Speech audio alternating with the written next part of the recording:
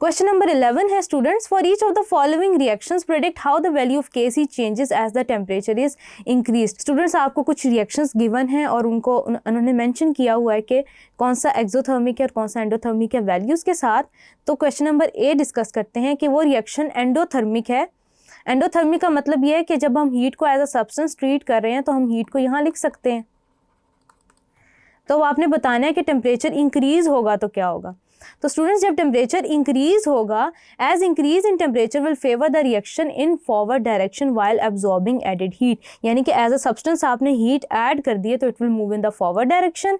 इसी तरह students number B है 2SO2 + O2 2SO3 sulphur trioxide, आपके पास एक्सोथर्मिक रिएक्शन है। आपने क्या किया, टेम्परेचर इंक्रीज किया है तो आपके पास यहाँ पे heat as a substance act कर रही है। टेम्परेचर आप इंक्रीज कर रहे होंगे तो temperature will increase in temperature will favour the backward direction in order to absorb the added heat.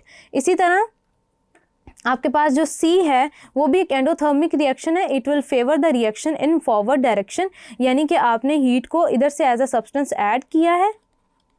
सबसे आसान तरीका है ऐसे क्वेश्चंस को प्रेडिक्ट करने का। As a result of the change concentration of NO2 will increase and concentration of N2O4 will decrease, as a result the value of Kc will increase. D है जिसमें मीथेन रिएक्ट कर रहा है water के साथ और आपके पास डेल्टा H की वैल्यू पॉजिटिव में गिवन है, यानी कि ये रिएक्शन एंडोथर्मिक है। एंडोथर्मिक रिएक्शन है तो जब आप टेम्परेचर इंक्रीज करेंगे तो फॉरवर्ड डायरेक्शन में मूव करेगा। एज अ रिजल्ट क्या होगा कि आपकी वैल्यू ऑफ Kc जो है वो इंक्रीज होगी।